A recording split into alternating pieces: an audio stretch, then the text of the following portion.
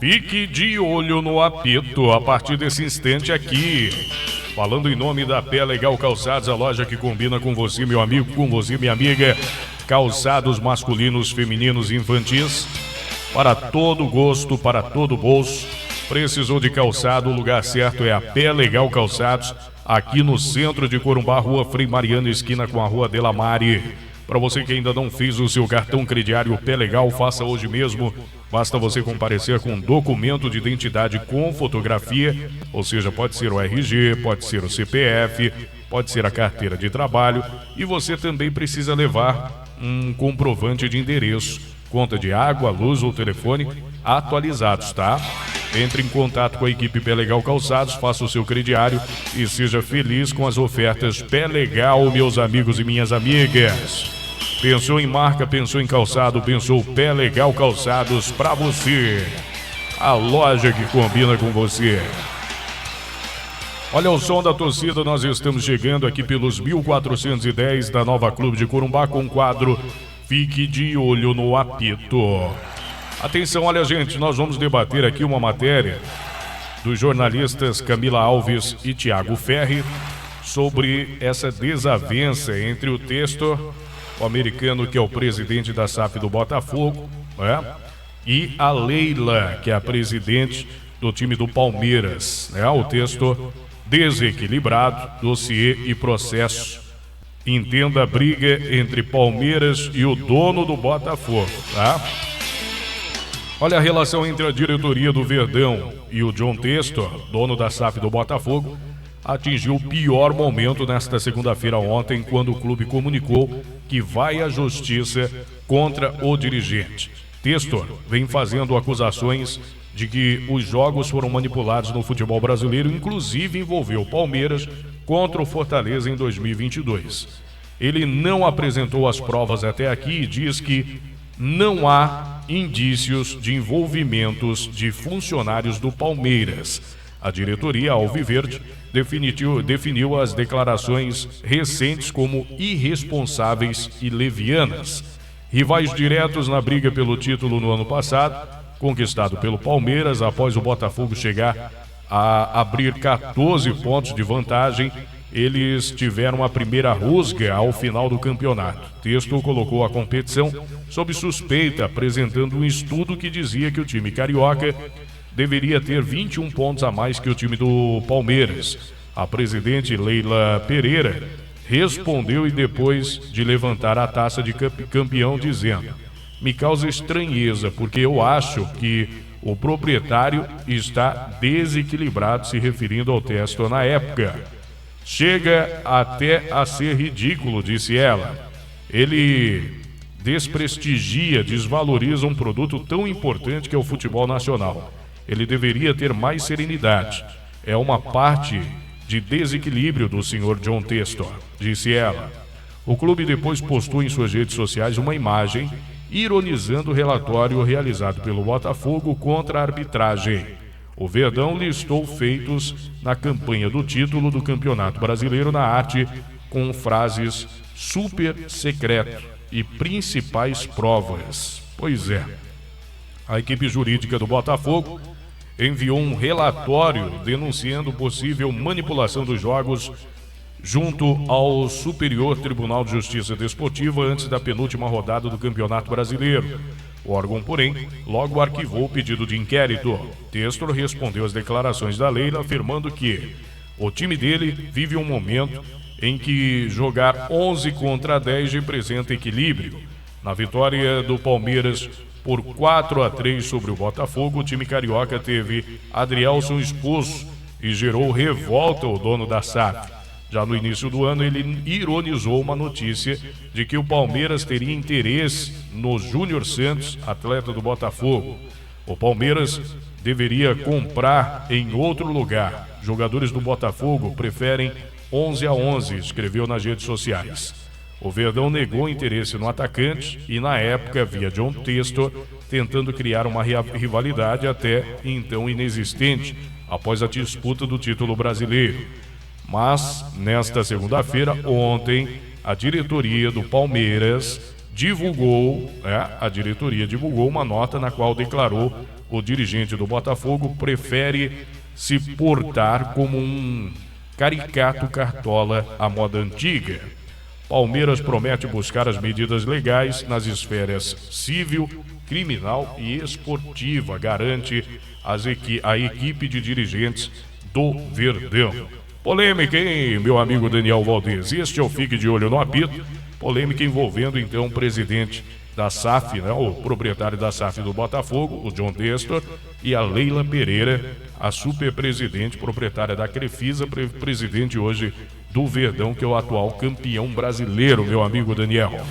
É verdade, Gabriel, uma polêmica que tem que ser esclarecida, né? É uma acusação muito séria que qualquer tipo de notícia parecida ao longo dos últimos anos tem gerado muito rebuliço por conta da gravidade da acusação.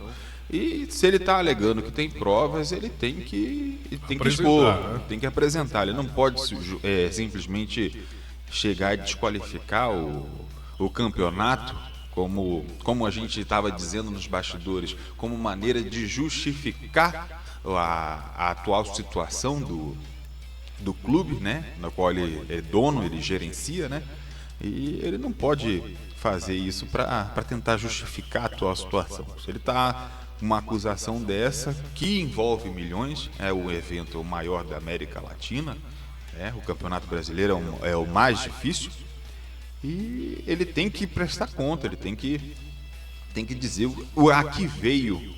É verdade, não adianta falácias, né? Tem que provar o que ele diz.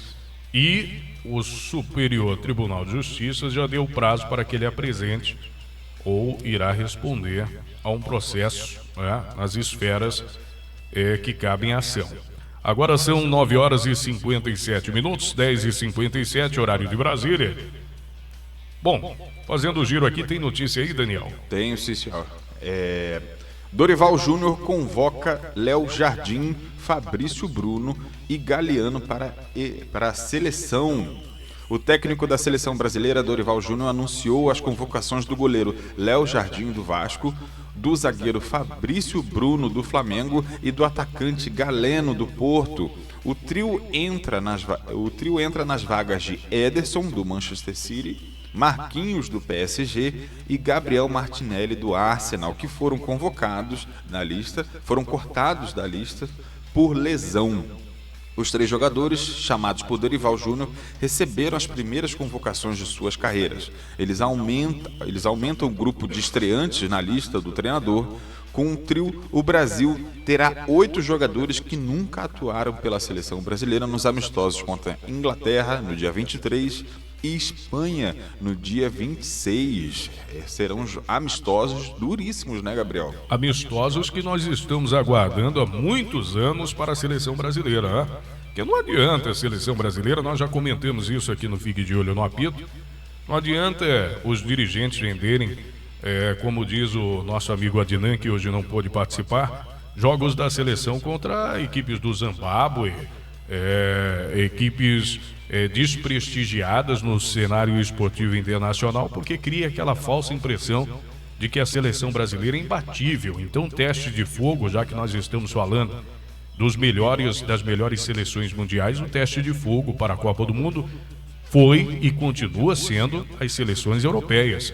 E é aí que a seleção brasileira terá o seu desfecho e um verdadeiro treinamento, né, com esses jogos amistosos, para saber se está ou não à altura do futebol europeu. Porque, na minha modesta opinião, desde que a seleção espanhola venceu a Copa do Mundo, salvo engano, foi em 2010, né? Exatamente. Foi 2010, 2002, 2006, 2010. 2010, a seleção da Espanha conseguiu vencer as seleções mundiais, né? A Copa do Mundo, com aquele famoso tic-tac, né? Que era o toque de bola. E isso passou a ser copiado, inclusive, pelo futebol brasileiro. Valorizar a posse de bola e tocar incansavelmente até chegar ao seu objetivo. E desde aquela vitória da Espanha no futebol mundial, na Copa do Mundo, a seleção brasileira tenta replicar um estilo de futebol europeu. E nós já temos essa experiência de que não dá certo. porque a seleção brasileira conseguiu os títulos que tem sendo diferente. E vou além, a seleção da Argentina, atual campeã mundial, só é campeã mundial porque jogou o estilo do futebol argentino. Exatamente. Ela não tentou jogar igual a França, ela não tentou jogar igual a Inglaterra, igual a Bélgica e outros países, a Alemanha. Ela jogou o futebol argentino, é aquele futebol que nós estamos habituados a assistir na Copa Libertadores da América. Foi assim também na Copa de 94.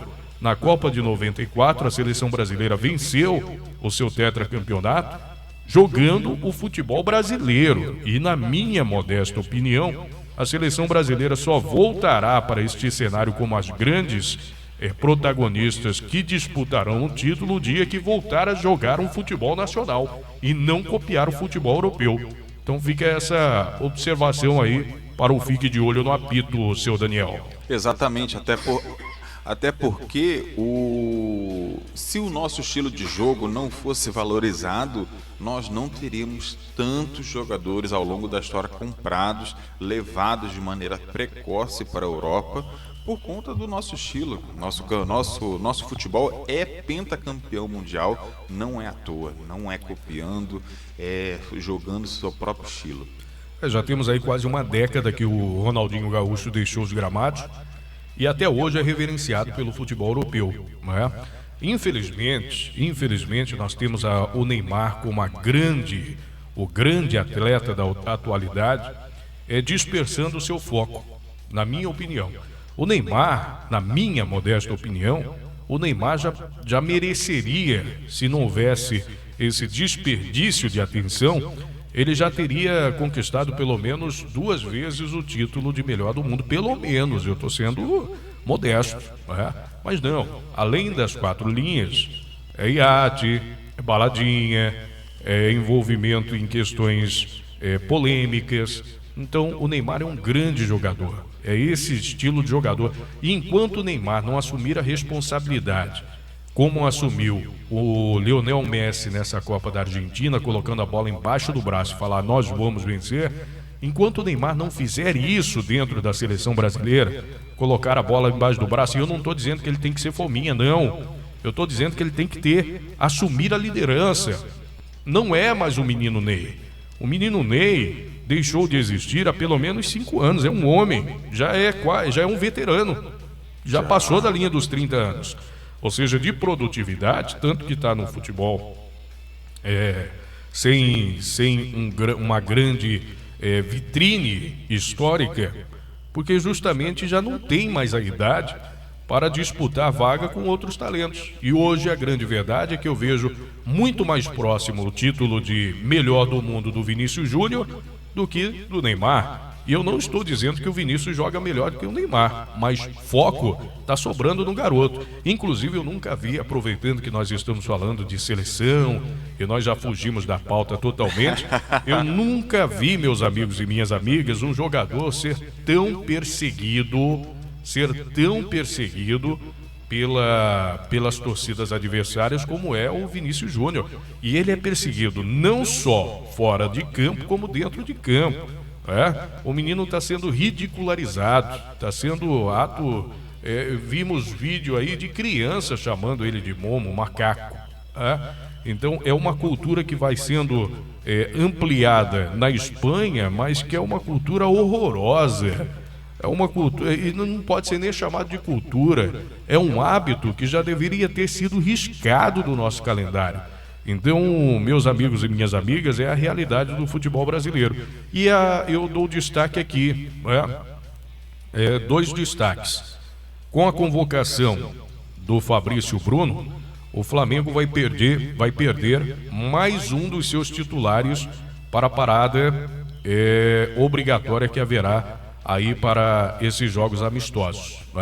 O Flamengo deve perder o De La Cruz, o Jorge Arrascaeta, vai perder o Eric Pulgar, vai perder para suas seleções também o Varela, vai perder o Ayrton Lucas, vai perder agora o Fabrício Bruno e outros jogadores que podem ainda ser convocados.